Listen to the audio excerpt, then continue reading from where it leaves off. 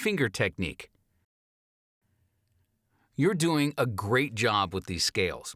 Here's a few hints on how you can improve your technique when playing scales.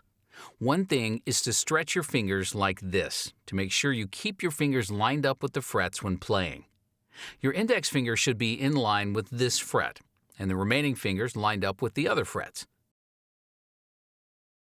Beginners often find it hard to stretch out their fingers and tend to instead play the first and second fret here,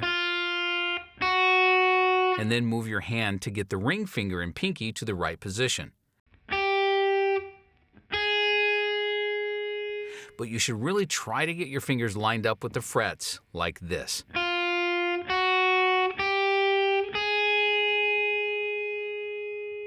Also, try to not move your finger around too much like this.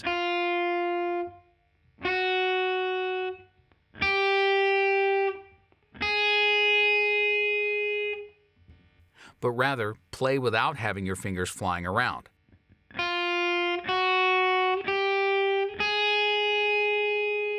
Try to use smooth and small movements. Hand position.